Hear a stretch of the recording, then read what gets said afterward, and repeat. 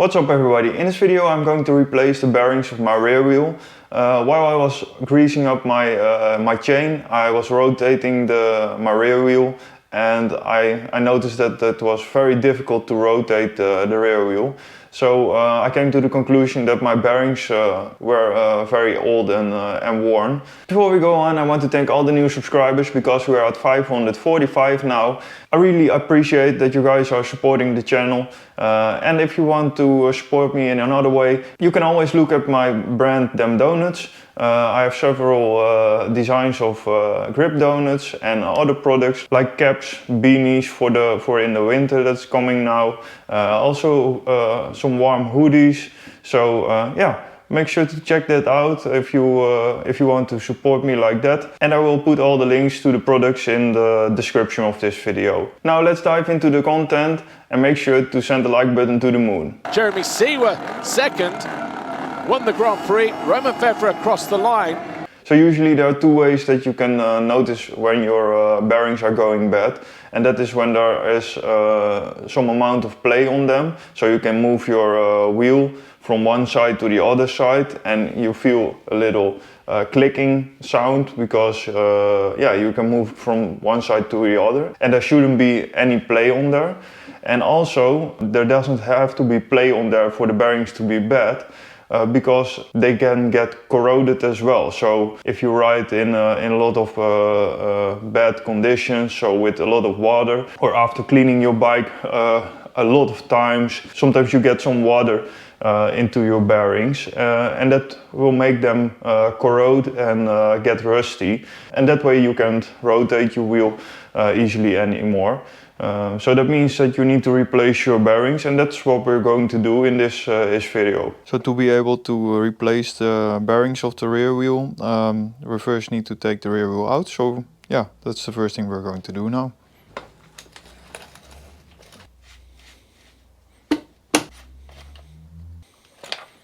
So before we put everything back, we're going to clean everything so everything is nice and fresh. When you loosen up the axle and you put it a little bit out, you can move the wheel forward, and usually you can get the chain off that way, so you don't have to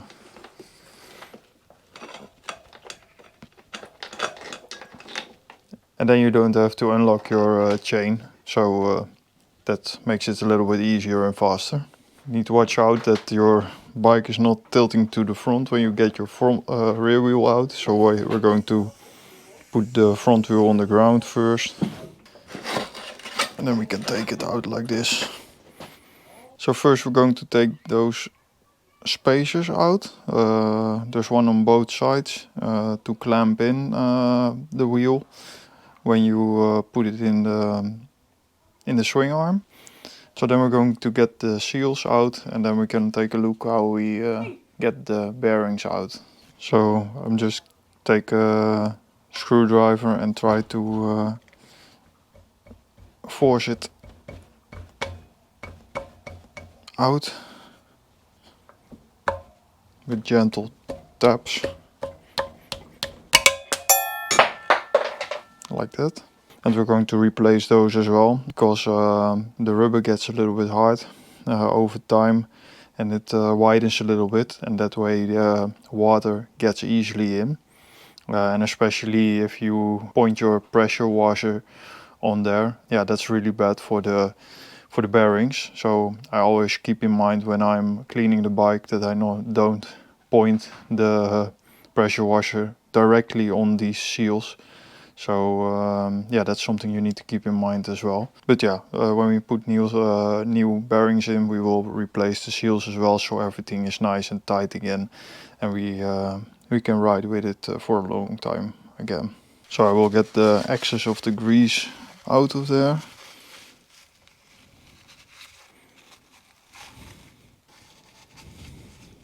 So when we use the tools to get them out, they will stay a little bit clean. So that's one side. Let's do the other side.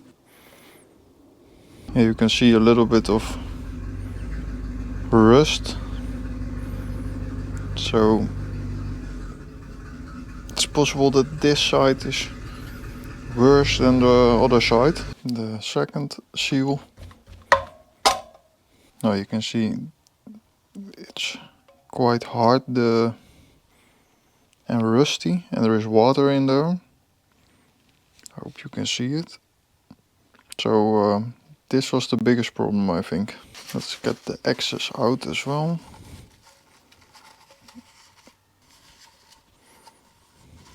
Just like that, and then we can get the bearings out. So to be able to remove the bearings out of the hub, you need to move the spacer in between the bearings a little bit, and then you can force it out with a hammer and a rod. So we're just going to do that now. Now you can see a little edge, and on that edge you can place this rod to force the bearings out.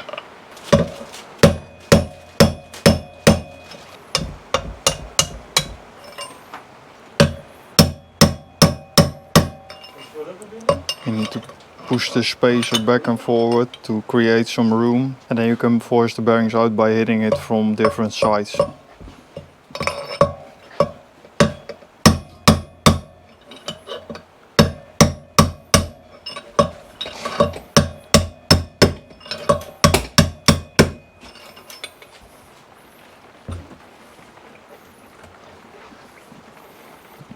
So this side is almost out now.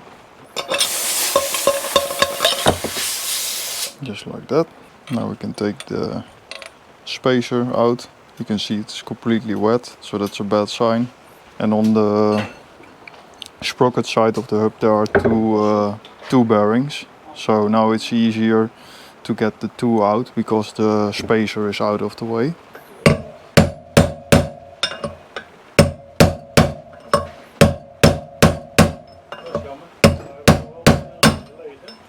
They are moving.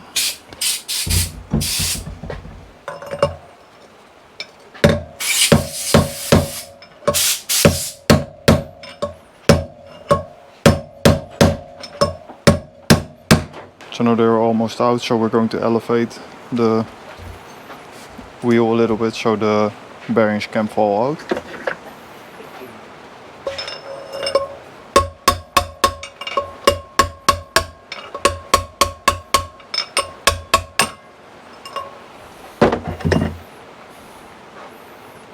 Just like that.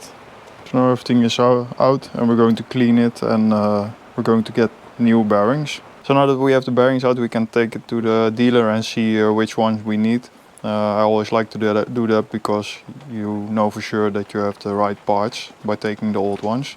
So yeah, let's go to Andre Motors and get some new bearings. So I got 3 new bearings. This is the part number.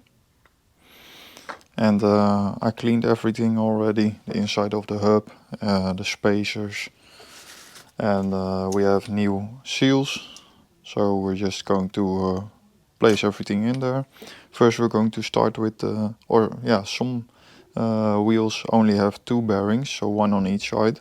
But this wheel, or the more special wheels, sometimes have 2 bearings on the sprocket side. So we're first going to drive those 2 in, and when it's laying against this edge, then it's in place, and both bearings against each other. And then we can put the seal in, flip the wheel over, and then we're going to put this spacer in place and drive the other bearing in from the other side with the seal. So we're going to do that now. To drive the bearing in, it's best to have a socket that fits on the outer ring of the bearing, but I don't have that at this moment, so I'm going to use one that is a little bit smaller, but you need to keep in mind that you keep it on the edge of the outer ring of the bearing, otherwise you destroy the inside. So yeah, you need to keep that in mind.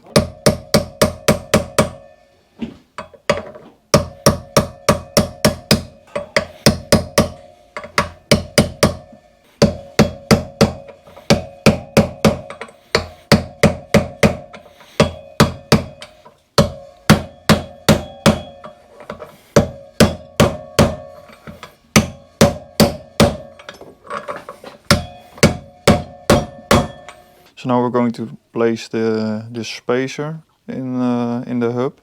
I will put an extender from the bottom side in, so it stays a little bit in the middle. And then we need to center it when we place the last bearing in there. But yeah, at the end we can still center it so the axle fits through good. So yeah, don't forget to put the spacer in there before you place the bearing. Came to the conclusion that the socket works better, so I'm going to use that. So now I've centered the spacer a little bit, and now we're going to drive the last bearing in. And the inner ring of the bearing will rest against this spacer.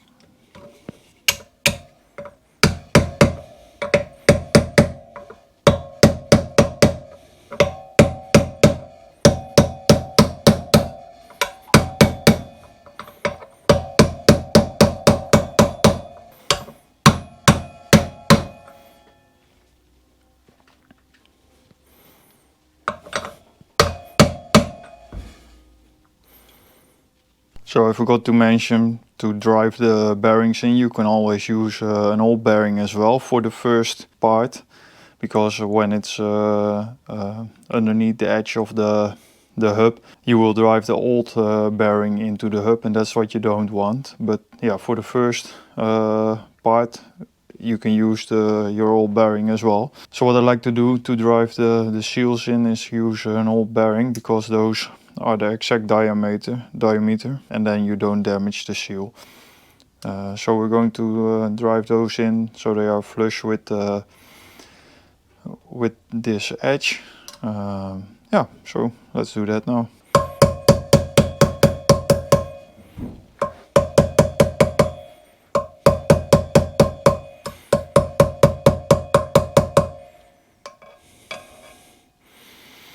So always go with your hammer around so you evenly drive it in. Let's do the other side.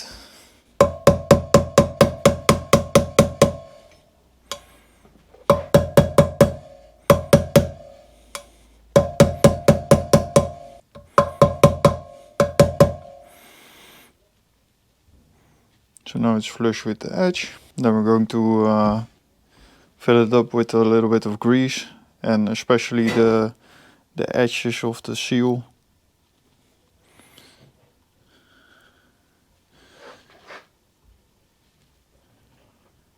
Then we can place the spacer in.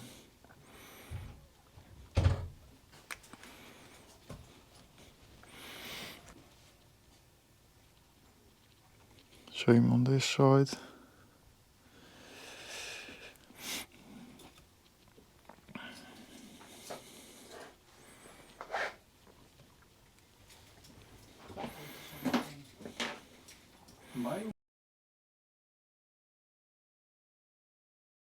Okay, so now it's ready and we can place it back into the rear wheel back into the bike. Always clean the axle and then put some new grease on it when you place it back.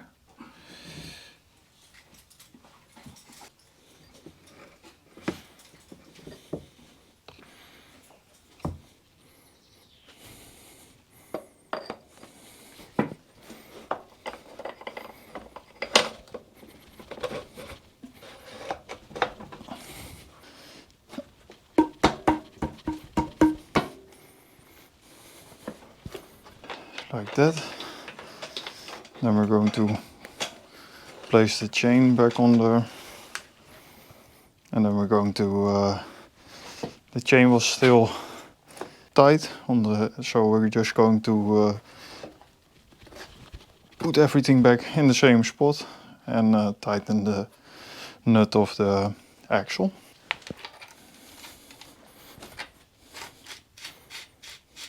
I always place a wrench between the sprocket and the chain, rear sprocket and chain. That will move the rear wheel to the front against the adjusters.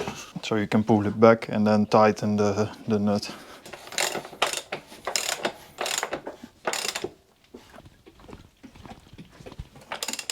Just like that.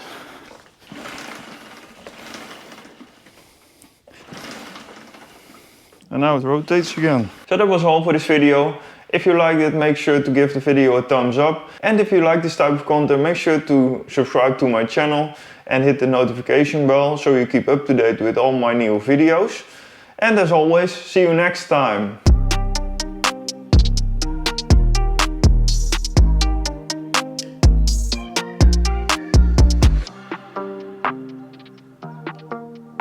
In the final corner, but it was Geiser who won the Grand Prix. Romain Febvre across the line.